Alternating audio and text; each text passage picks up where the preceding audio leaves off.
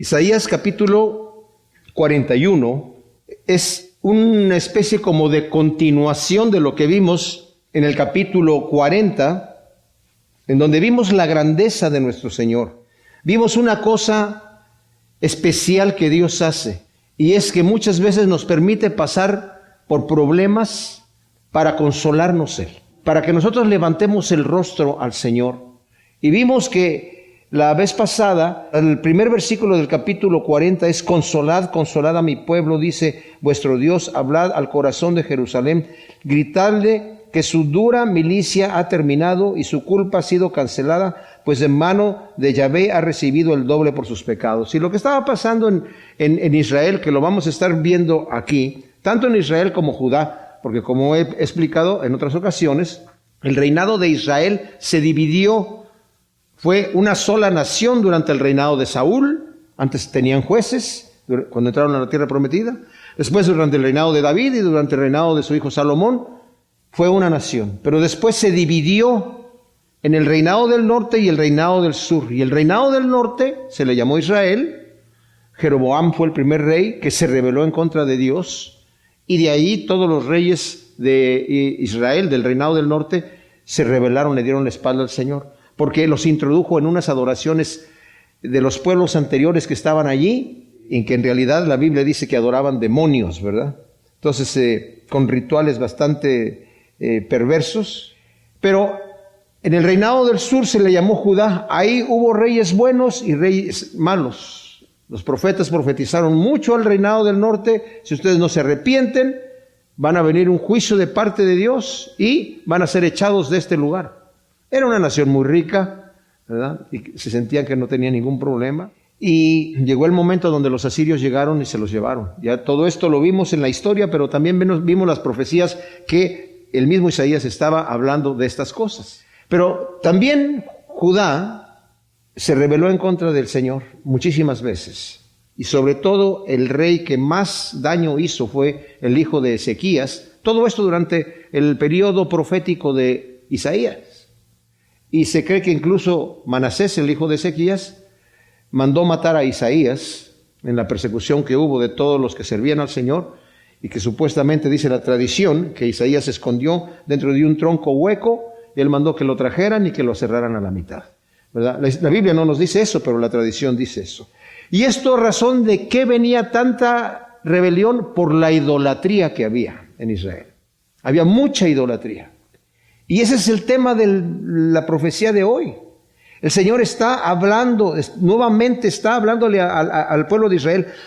¿Con quién me van a comparar? Ya lo dijo en el capítulo anterior. ¿Con quién me van a comparar a mí? Si yo soy el Dios todopoderoso, el Dios omnipotente, el Dios que ha creado los cielos y la tierra. Ustedes están haciendo estatuas para adorarlas que son inferiores a ustedes. Y la Escritura nos dice que la persona que tiene un ídolo se hace semejante a su ídolo, pero se hace inferior. Y eso lo vamos a ver aquí. Tal vez alguno dice: bueno, sí, esa gente era idólatra. Yo no tengo ídolos. Esos ídolos eran antiguos. Era cosa de adoraciones de religiones muy antiguas. ¿Será? Vamos a ver que no es así, tan así, ¿verdad? Pero aquí el Señor va a continuar haciendo un reto a los adoradores de ídolos, estableciendo un tribunal, enviando citaciones a los pueblos lejanos. Y nos dice el primer versículo: guardad silencio delante de mí, oh tierras lejanas, renueven sus fuerzas las naciones, y acérquense y hablen, y juntos vengamos a juicio. O sea, el Señor está diciendo: ok, vamos a poner un tribunal aquí y vamos a entrar a juicio. Vengan aquí, acérquense y vamos a entrar a juicio. ¿Saben qué? Esto es algo que el Señor nos dice constantemente a nosotros, mis amados. Dios no nos está llamando a tener una fe ciega, a tener una religión de creer porque tenemos que creer. El Señor pone todos los hechos enfrente de nosotros. La evidencia está ahí. Dios no nos está engañando, no nos hace creer en algo que es absurdo. Y siempre el Señor dice, por ejemplo en Isaías, en el primer capítulo: vamos a razonar juntos, vamos a entrar a cuentas, vamos a ver qué es lo que estás haciendo, por qué haces lo que haces, cuál es el mal que tú has hecho. Vamos a abrir los libros. Reconoce tu pecado. Y si tu pecado fuera rojo como el carmesí, yo lo voy a hacer blanco como la nieve. Entonces aquí el Señor está hablando a esta gente idólatra. Y van a tener un castigo. De hecho, estas profecías que estamos leyendo en el capítulo 40 y en el capítulo 41 están escritas por Isaías para que tengan su efecto en ese momento a la gente que está escuchando las profecías, pero principalmente para que la gente que está ya deportada en Babilonia, porque no se van a arrepentir, no se desanimen y digan: Dios ya nos dejó, se olvidó de nosotros, porque nos rebelamos mucho. Y no es así que a veces el enemigo nos hace sentir así. ¿Tú ya con qué cara te vas a presentar delante de Dios? Si ya lo volviste a hacer. Tú dijiste, prometiste y reteprometiste que jamás ibas a hacer lo que estás haciendo ahora. ¿Y te llamas cristiano? ¿Tú crees que Dios te puedes burlar de Él de esa manera? Y la condenación que el enemigo nos pone, mis amados, es tremenda. Pero ¿saben qué dice la Escritura? 7 veces caerá el justo y 7 veces se levantará. Y también dice que el corazón contrito y humillado, el Señor no lo desprecia nunca, nunca. Si el Señor le dijo a Pedro, cuando Pedro le dijo: Señor, ¿hasta cuántas veces he de perdonar a mi hermano? ¿Hasta 7? Le dijo: no te digo que hasta 7, sino hasta 70 veces 7.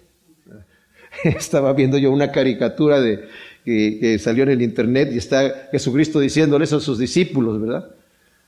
No te digo que hasta 7, sino hasta 70 veces 7. Y uno de los apóstoles está atrás y dice: no solamente nos está enseñando principios de teología difíciles, ahora tenemos que aprender matemáticas también. Hay que hacer cuentas, a ver. No se refería tanto al número así, sino que las veces que sea necesario. Y si el Señor me está pidiendo que yo perdone a mi hermano que pegue contra mí en un día, hasta 70 veces 7, ¿cuántas veces ustedes creen que el Señor nos va a perdonar a nosotros, verdad? Entonces, esa es la confianza que tenemos.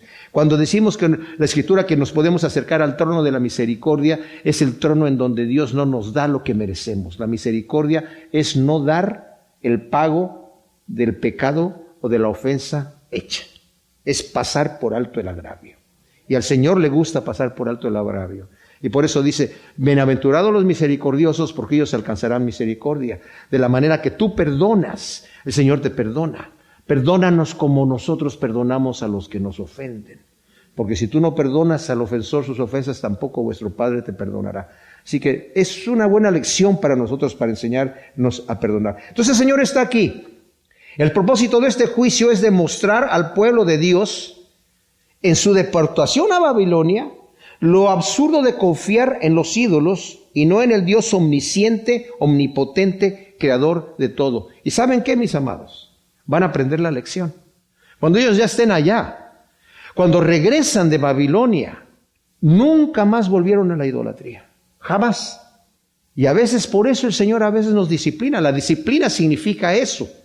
Viene de discípulo, de enseñarnos a caminar. Y a veces el Señor, si no aprendemos a la buena, tiene que subir la temperatura. Por eso le dice en el Salmo 32 a David, cuando David dice: bienaventurado el varón al cual el Señor no imputa pecado, sino que son perdonadas todas sus pecados. Mientras yo callé en mi pecado, se envejecieron mis huesos, mi vigor se secó como sequedades de verano. Y dije: voy a confesar mi pecado, y tú me perdonaste. Pero luego Dios me dice: no seas como el mulo sin entendimiento, que hay que sujetarlo con freno. Yo te quiero guiar con mi mirada por aquí, por allí. ¿Verdad? Te quiero guiar sin que mi yugo es ligero, es tranquilo. Los mandamientos de Dios, dice Juan, no son gravosos, pero se hacen gravosos cuando yo soy rebelde, cuando yo no quiero obedecer. Entonces las cosas se hacen difíciles. Cuando yo no quiero quebrantar mi corazón y humillarme delante de Dios, y llego a ser como el mulo sin entendimiento, vivo, mis amados, una vida miserable. Pero cuando me doy por vencido y le digo: Señor, me doy, te entrego esto, te entrego esta situación, ya no puedo más. Y es a veces así como que el Señor nos quiere ver, ¿verdad? No es que nos quiera ver tirados, humillados ahí. Yo quiero verte humillado en el piso ahí. No, la Escritura dice: el que se humilla va a ser ensalzado, porque lo contrario a la humillación es el orgullo, ¿verdad? Entonces aquí el Señor, eso es lo que quiere hacer este juicio, pero también la gente que está en Babilonia, dense cuenta. ¿A qué me van a comparar ustedes? Vamos a entrar a juicio, vamos a seguir la situación acá. Y yo les digo, el confort que han de haber tenido en Babilonia los que leyeron las profecías de Isaías ha de haber sido tremendo. porque se dieron cuenta que no había terminado Dios con ellos, como ellos habían pensado, sino que todavía los va a restaurar. Entonces dice aquí, ¿quién lo ha levantado de oriente y le convoca la victoria a su paso y le entrega pueblos y le somete reyes? Lo dio como polvo a su espada y como hojarasca arrebatada a su arco. Los perseguirá y pasará adelante con seguridad por sendas que sus pies nunca había hollado. ¿Quién lo planeó y lo ejecutó? Yo, el que anuncia el futuro de antemano, yo Yahvé, que soy el primero. Ahora, ¿de quién está hablando cuando dice, ¿quién lo ha levantado de oriente? Está hablando aquí de Ciro, el rey medo-persa, que era pariente de Darío y que conquistó Babilonia cuando Belsasar estaba reinando ahí. Y ustedes se acuerdan de lo que nos dice ahí Daniel, ¿verdad?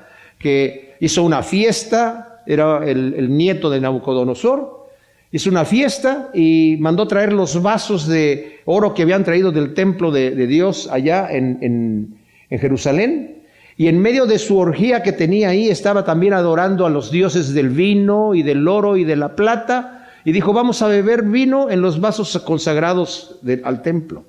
Y cuando eso empezaron a hacer, él con sus mujeres, con sus reyes y con toda la gente que estaba allí, apareció una mano escribiendo en la pared un mensaje que nadie entendía y todo el mundo empezó a temblar. Y mandaron traer a Daniel y Daniel dijo, eso que dice ahí es que tu reino ha sido quitado y se terminó tu reinado hoy. Y esa misma noche invadieron los persas, Ciro invadió Babilonia y de él está hablando aquí 200 años antes, mis amados. 200 años antes está hablando aquí de Ciro. Más adelante incluso lo menciona por nombre. En el capítulo 45, denle la vuelta ahí, de aquí mismo de Isaías. Dice, así dice Yahvé a su ungido, a Ciro, a quien he tomado por su diestra para someter ante él naciones y aflojar los lomos de los reyes para abrir delante de él los batientes y que las puertas no queden cerradas. Yo iré delante de ti y allanaré los lugares escabrosos, quebraré los batientes de bronce y haré pedazos las barras de hierro. Te daré los tesoros escondidos, riquezas ocultas de los lugares secretos, para que sepas que yo, Yahvé, que es el que te llama por tu nombre, soy el Dios de Israel. Por amor de mi siervo Jacob, de Israel mi escogido, te he llamado por tu nombre, aunque no me conocías. Te he dado honroso apellido, yo soy Yahvé, no hay otro, fuera de mí no hay Dios. Yo te he ceñido aunque no me conoces, para que sepan del nacimiento del sol hasta su ocaso, que no hay otro fuera de mí, yo Yahvé y no hay otro. Yo tomo la luz y creo las tinieblas, hago la paz y creo la adversidad, yo Yahvé hago todas estas cosas. ¡Wow! Miren, mis amados, hay gente que dice que hay dos Isaías. ¿Y saben quiénes son esta gente que dice que hay dos Isaías? Dicen, es que no puede ser que Isaías pudiera mencionar por nombre 2 siglos antes al rey que iba a estar reinando en Persia. Y esta gente simple y sencillamente no cree en el poder de Dios, ¿verdad? Entonces dice, tuvo que haber otro Isaías que después de que pasó esto, ¿verdad? Lo escribió ahí y luego lo unió al resto del libro de Isaías diciendo, pues esto también es de Isaías. Entonces hay 2 Isaías, no hay tal cosa. El Señor Jesucristo cita, porque ellos dicen que del capítulo 40 para adelante es el otro Isaías. El Señor Jesucristo cita de los 2 Isaías supuestos, ¿verdad? Llamándole al mismo Isaías. Pero estos maestros de teología que enseñan en institutos de teología, dicen que Cristo no sabía lo que ellos saben. Entonces, así ya con eso no se puede hablar con ese tipo de gente, ¿verdad? Entonces, Dios es el que hace que esto suceda dando el nombre a Ciro y le dice, te voy a dar renombre, riquezas, poder, victoria sobre tus enemigos.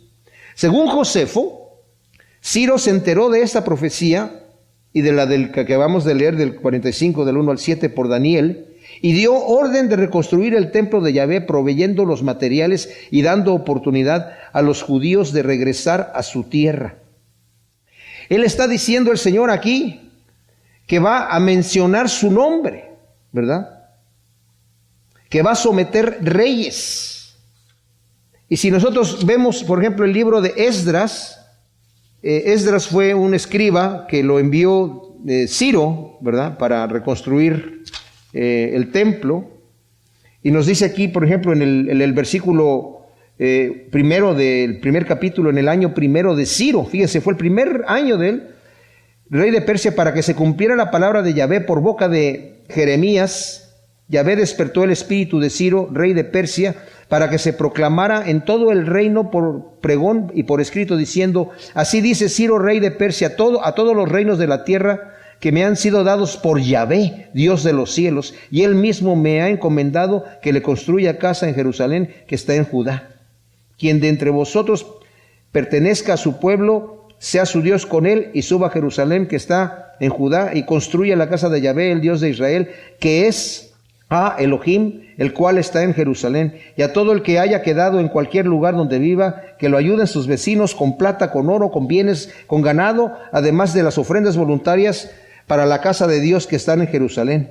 Entonces se levantaron los cabezas de la familia de Judá y Benjamín, los sacerdotes y los levitas, y todos aquellos cuyo espíritu había despertado a Elohim, para que subieran a reconstruir la casa de Yahvé que está en Jerusalén. Y todos sus vecinos los ayudaron con objetos de plata, con oro, con bienes, ganado, con cosas preciosas, aparte de ofrendas voluntarias. Y también el rey Ciro hizo sacar los utensilios de la casa de Yahvé que Nabucodonosor había hecho sacar de Jerusalén y colocado en el templo de sus dioses. Los hizo traer pues Ciro, rey de Persia, por medio del tesorero Mitrídates, quien los consignó en mano de Sesbastar, el príncipe de Judá, y esta fue su cuenta: 30 tazones de oro, 1000 tazones de plata, 29 cuchillos, 30 tazas de oro, todos estos utensilios de oro y plata, fueron 5,400, y todo lo transportaron de Babilonia a Jerusalén, por orden de Ciro. Tremenda cosa. Entonces el Señor está diciendo, ¿quién lo levantó a él? Yo lo levanté, dice el Señor. Yo lo levanté. Yo soy el que estoy anunciando de antemano lo que voy a pasar. Para mí ya es un hecho, ¿verdad? Claro, en la vida real, de repente una mujer allá en Persia tuvo un hijo, ¿verdad? Es su marido. ¿Y cómo le ponemos? Vamos a ponerle Ciro. ¿Ciro? Ok, Ciro. Okay. Pero el Señor ya te tenía todo esto planeado, ¿verdad? Y ya sabe, el Señor sabe el futuro perfectamente bien. No hay cosa que el Señor no sepa. Sabe dónde va a caer la gota del agua, dónde va a caer la hoja del árbol. Lo sabe todo, mis amados. Sus pensamientos no los podemos entender. Ahora, los enemigos de los judíos hicieron cesar la obra durante el reinado de Asuero. Ciro murió en una batalla antes de que se terminara todo esto. Y estaban construyendo ahí, según lo leemos, si lo leemos en el libro de Esther. Entonces, durante el reinado de Asuero, los enemigos de Israel hicieron cesar la obra, en Esdras capítulo 4, y después durante Artajerjes también cesaron la obra, con cartas diciendo: estos judíos son pueblo rebelde, y hemos visto que los samaritanos hicieron esto. Es un pueblo rebelde que, si tú ves ahí en las memorias antiguas, con reyes poderosos se han levantado y entre ellos mismos han tenido rebeliones. Entonces, cuando tanto Asuero y Artajerjes se dieron cuenta de eso, mandaron cesar la obra. Pero después llegó Darío, ¿verdad? Y cuando Darío ya estaba en el poder, unos profetas llegaron y les dijeron a la gente: vuelvan a construir. Y empezaron a construir. ¿Y quién les dio permiso de construir? Si había una orden de cesar. Claro que ya habían pasado varios años durante el reinado de Asuero y de Artajerjes, y después estaba Darío ahí. Y cuando estaba Darío ahí, dicen: nosotros estamos haciendo esto porque el rey Ciro, Medo Persa, que cuando da un decreto no se puede quebrantar, dijo que construyéramos esto. Entonces se mandaron buscar entre las memorias que estaba eso, y cuando encontró Darío que Ciro había puesto eso allí, dijo que se siga construyendo el templo, y él mismo mandó dinero y dijo: y quien lo interrumpa, que le saque una viga del techo de su casa y lo empalen ahí. Empalarlo era clavarlo ahí en la viga, ¿verdad? Y su casa se convierte en un estercolero. Tremenda cosa. Todo eso está ahí en el libro de Esdras, ¿verdad? Y al final, después, Nehemías terminó, ellos terminaron de construir el templo, y después Nehemías reconstruyó la ciudad y sus muros. Entonces, en el versículo 5 dice: las tierras lejanas vieron esto y temieron, temblaron los confines de la tierra. Se congregaron y vinieron. Mis amados, las tierras lejanas, al ver cumplida la profecía de Isaías acerca de Ciro y el poderío que Yahvé le dio y la reconstrucción del templo, dice, temblaron. Cuando se dieron cuenta de lo que estaba pasando, porque era no solamente que era el Dios de los judíos, sino el Dios del cielo, el creador de todas las cosas. Ya desde el reinado de Babilonia el Señor le había mostrado a Nabucodonosor que es Dios el que pone los reyes y los quita. Y no tiene nada que ver con que sea el Dios de los judíos. Claro, es el Dios de los judíos, pero es el Dios de todos los cielos y de toda la tierra y de todas las cosas, ¿verdad? Entonces la gente dice, temblaron. Pero luego viene aquí algo, dice, cada cual ayudó a su compañero, cada cual dijo a su hermano, ánimo, así el escultor anima al orfebre y el que forja a martillo al que bate el yunque, y dicen, buena soldadura, y le aseguran con clavos para que no se mueva. Nuevamente aquí Isaías menciona lo absurdo de confiar en los ídolos que son incapaces de sostenerse en pie y tienen que ser sujetados con clavos para que no se caigan. ¿Se dan cuenta? En el Salmo 115, mis amados, dicen las gentes, ¿en dónde está tu Dios? Y David responde, nuestro Dios está en los cielos y hace todo lo que Él quiere. Los ídolos que ellos hacen tienen ojos y no ven, tienen pies y no caminan, tienen boca y no hablan, tienen oídos y no oyen. Semejantes a ellos son los que los hacen. Y es increíble ver a veces en procesiones, ¿verdad?, que sacan al santo, a la Virgen, al Cristo, a lo que sea, ¿verdad?, y lo tienen que andar cargando porque no puede caminar. Y de repente hay gente que dice, le buscan un milagrito. ¿Te fijaste? Tiene una lagrimita que le salió. Ay, le salió una lagrimita, y van y le adoran y le dan presentes y le hacen regalos oh, por favor. Esto nos recuerda la futilidad de confiar en cosas materiales en vez de confiar en el Dios omnipotente, todopoderoso, amoroso, o confiar incluso en nuestras fuerzas y no en Él. Por eso, mis amados, nuestro Dios nos mete a veces en situaciones difíciles, para que busquemos su rostro y no seamos de los que dicen, pues ya no me tocó otra cosa más que orar. Ya lo último, no me quedó más que orar. Y por fin ya me tuve que arrodillar y decirle al Señor, ayúdame, o sea, porque ya no tenía otra salida. Y muchas veces, si nosotros es lo primero que buscamos, no necesitamos ninguna otra cosa.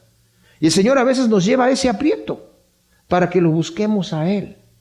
Porque somos tan carnales y materiales, y eso lo digo, todos somos iguales, que confiamos más en el brazo del hombre que en el brazo de Dios.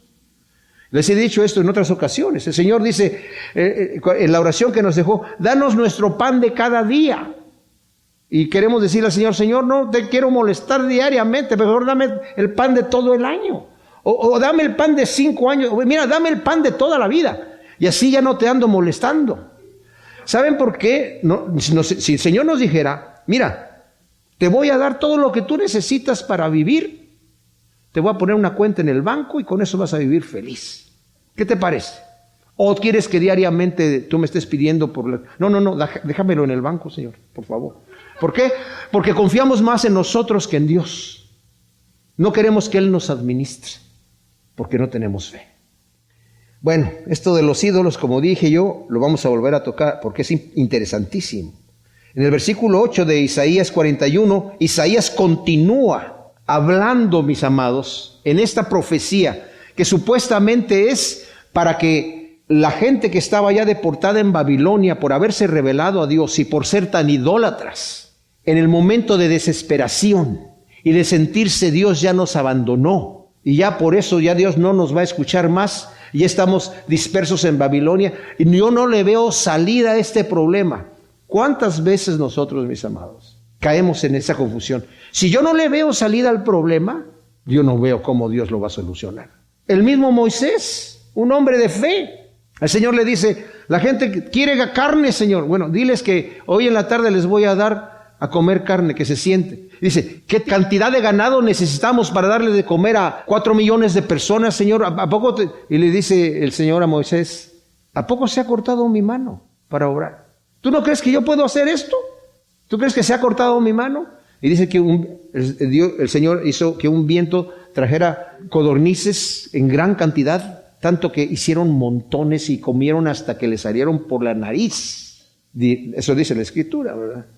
Los recursos de Dios son infinitos, mis amados. Pero tú, oh Israel, siervo mío, Jacob, a quien he escogido, simiente de Abraham, mi amigo, tú a quien tomé de los confines de la tierra y te llamé de sus extremos, a quien dije, tú eres mi siervo, te escogí y no te deseché.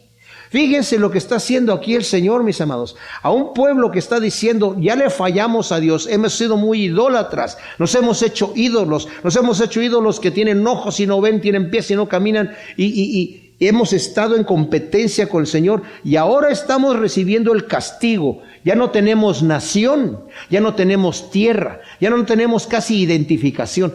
Les digo una cosa, la única nación en el mundo que después de haber sido deportado de su territorio jamás perdieron su identidad, son los judíos. Otros pueblos que perdieron su territorio ya no se sabe ni dónde quedaron la raza de esa gente, ¿verdad? Pero los judíos siempre han mantenido su integridad como judíos, y eso es obra de Dios. Y aquí le está diciendo, tú eres mi siervo Jacob, a ti te he escogido, eres simiente de Abraham, mi amigo. El Señor le está recordando a Israel que Yahvé lo ha escogido por ser simiente de su amigo Abraham y no será desechado. Segunda de Crónicas 27 y Santiago 2:23, ahí dice, es donde dice, y le llamó a Abraham su amigo. Tremenda cosa. Y nosotros también hemos pasado de ser esclavos a ser amigos de Dios. En Juan 15, del 13 al 15, el Señor le dice a sus discípulos, ya no más les voy a llamar siervos, sino les voy a llamar amigos, porque son mis amigos ya ahora. Nosotros no solamente somos amigos de Dios también, sino somos hijos de Dios. Según nos dice Romanos 8, 14, 17 al 17, ¿verdad? Que el Espíritu da testimonio a nosotros que somos hijos de Dios, y si somos hijos de Dios, somos herederos de Dios y coherederos con Cristo Jesús. Y nos dice más adelante ahí en Romanos que si siendo enemigos de Dios, Cristo murió por nosotros, ¿cómo no? Ahora que ya nos ha escogido y que estamos en paz con Él, ¿cómo no nos va a dar juntamente con Él todas las cosas? Versículo 10 dice, no temas porque yo estoy contigo, no desmayes porque yo soy tu Dios, te fortaleceré y siempre te ayudaré. Sí, yo te sostendré con mi diestra victoriosa. Serán avergonzados y confundidos todos los que están airados contra ti. Serán como nada y perecerán los que contienden contra ti. Buscarás a los que contienden contigo y no los vas a hallar. Los que guerrean contra ti serán aniquilados y dejarán de existir, porque yo, Yahvé tu Dios, soy el que sostengo tu diestra.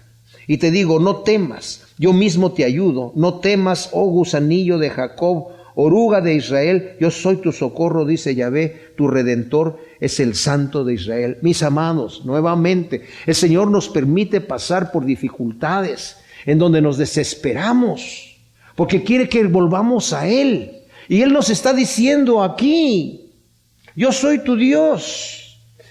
Tú no temas, yo estoy contigo, no desmayes, yo soy tu Dios, te fortaleceré y siempre te voy a ayudar, yo te voy a sostener con mi diestra victoriosa. Y más adelante en el 13, porque yo, Yahvé tu Dios, soy el que sostengo tu diestra. Mis amados, nosotros que somos padres sabemos que cuando nuestros hijos eran pequeños y íbamos a cruzar la calle, le decimos, deja que tome tu mano para cruzar la calle. Nunca era, toma mi mano. Por lo menos no en mi caso. ¿Por qué? Porque si hay un momento de peligro, no tiene suficiente fuerza para sostenerse. Pero yo, que tengo más fuerza, en el momento de peligro lo puedo sacar. El Señor está diciendo, yo te voy a sostener con mi diestra. Yo te voy a sostener y no te voy a dejar caer. No confiamos en nuestra fuerza, confiamos en la fuerza de Dios, mis amados. Qué hermoso es en la mañana levantarte en la mañana y decir, Señor, estoy delante de ti. Yo soy polvo, tú sabes que yo soy polvo, pero necesito que tú me sostengas con tu diestra y que me lleves, tú eres mi pastor, me lleves por lugares de delicados pastos, que aunque yo ande en valle de sombra de muerte, no voy a temer mal alguno porque tú estás conmigo y tu vara y tu cayado me iban a infundir aliento, porque al pasar por el valle de sombra de muerte, del otro lado vas a aderezar mesa delante de mis angustiadores. Delante de los que me crean problemas, delante de mis enemigos, como dice aquí el Señor. Buscarás a los que contienden contigo, a los que pelean contigo, y no los vas a encontrar. Yo me voy a encargar de ellos. Qué hermoso es confiarnos en el Señor de esa manera. Y confiarnos de esa manera, mis amados, déjenme decirles, como dice el Salmo 139, revélame, Señor, mis pecados que son ocultos. Porque muchas veces podemos estar cosechando lo que hemos sembrado en el terreno equivocado, como lo vimos en Gálatas 6. Si hemos sembrado para la carne, estamos cosechando corrupción. Entonces, necesitamos hacer un examen. Señor, guíame en tus caminos. Por eso dice, ve si hay en mí perversidad y guíame en la senda eterna. Pero yo tengo que tomar la decisión, mis amados, para andar en la senda eterna. Vamos a ver ahora que entremos a estudiar Efesios, algo que es bien clave y que lo voy a andar repitiendo para que lo sepamos. Hay siempre la polémica, ¿verdad?, de que si la salvación se pierde, que si no se pierde. Y les digo una cosa, Dios nos da la facultad de creer, pero Él no cree por nosotros. Nosotros tenemos que creer por nosotros mismos. Él nos da la facultad de creer, pero Él no cree por nosotros.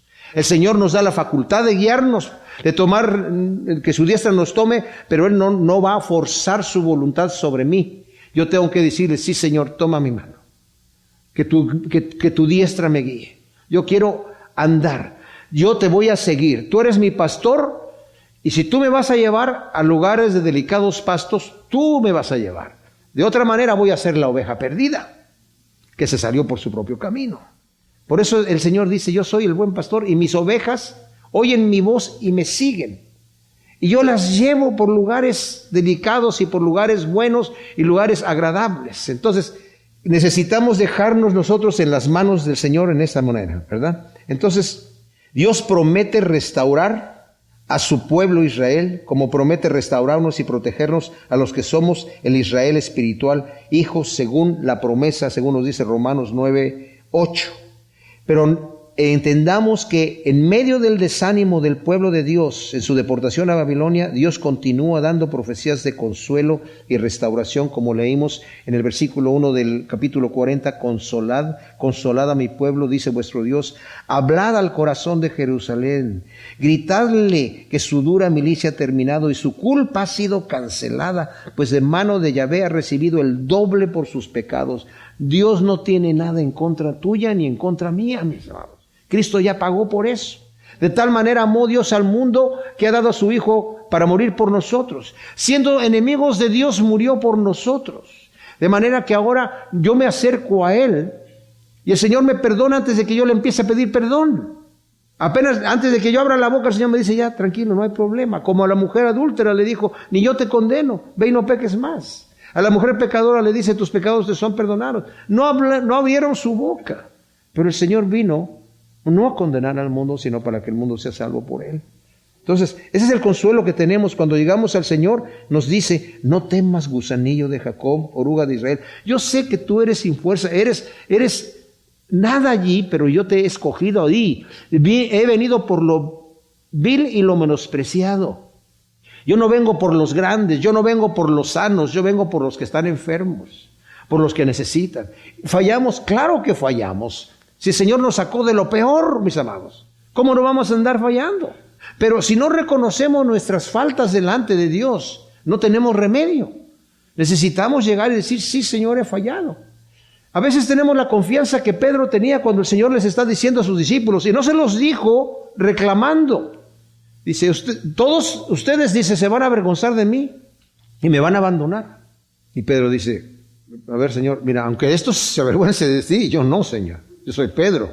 Tú a mí puedes confiar. Y Pedro tenía más confianza en él. El Señor no les estaba diciendo, ustedes qué clase de amigos son, me van a abandonar. No sé ni para qué escogí a estos apostolitos aquí. No. Nada más les estaba anunciando lo que iba a pasar. Pero Pedro dijo, no, yo puedo. Y tenía la intención, tomó una espada.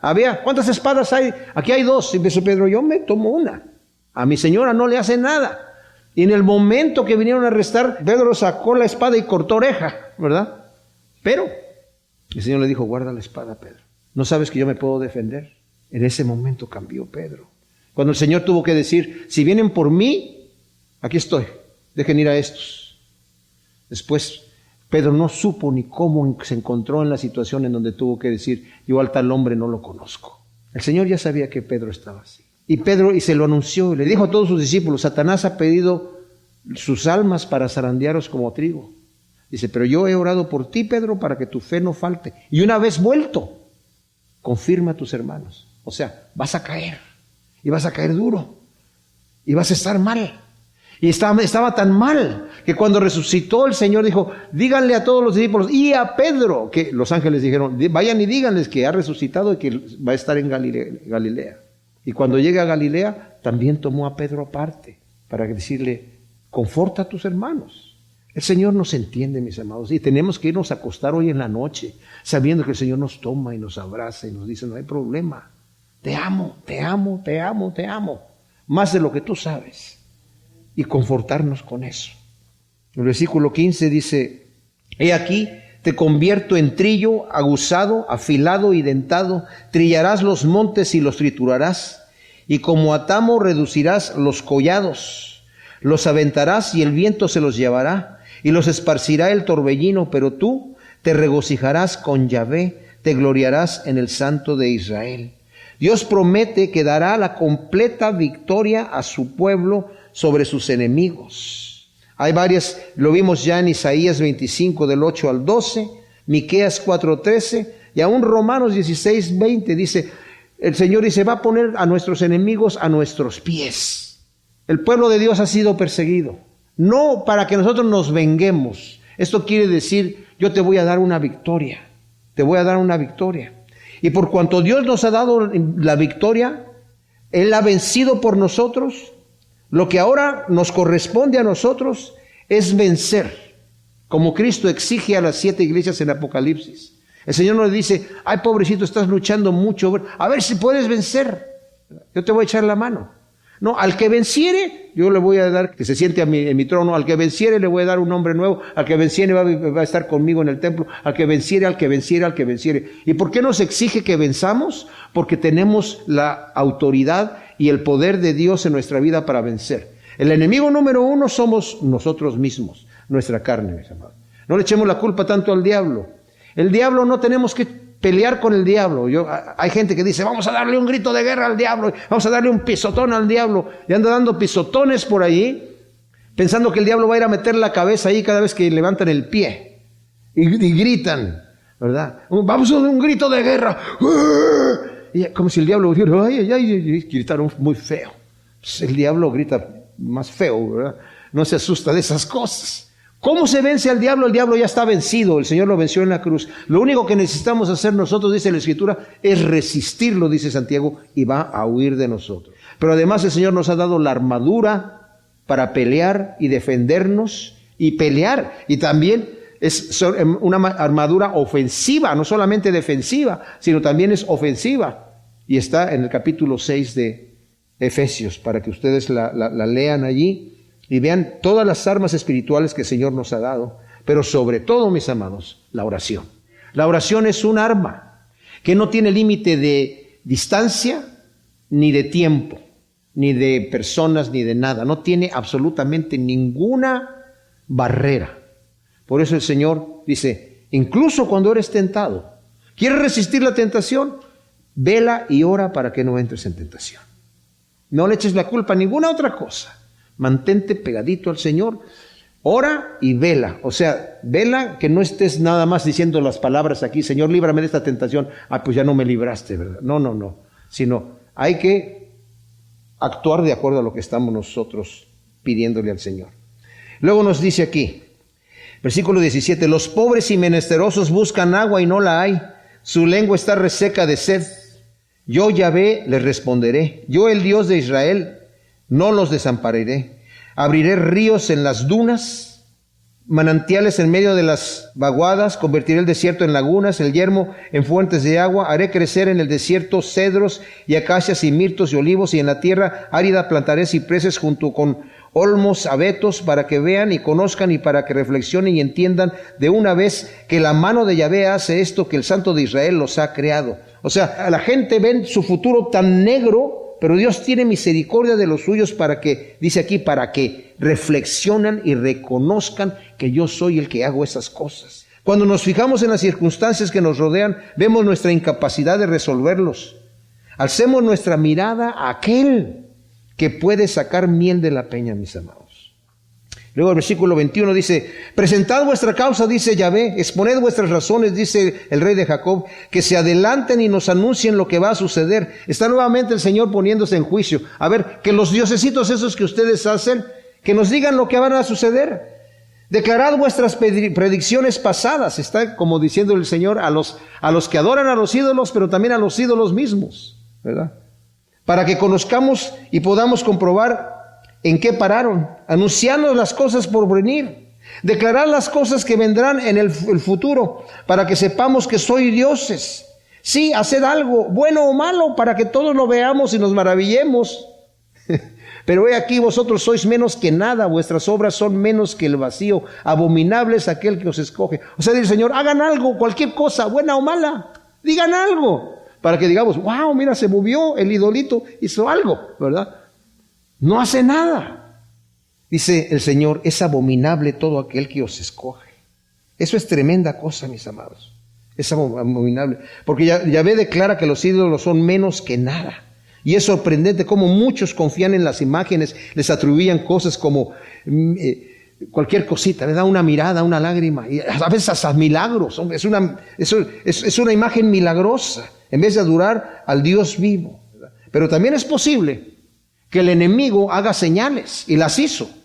Como Janes y Jambres, los magos que estaban en Egipto con Moisés, ellos también pudieron hacer muchas de las señales que hacían, ¿verdad? Y por eso el Señor ya nos ha advertido que eso puede suceder, y muchos van a ser engañados, y no se arrepienten de sus abominaciones.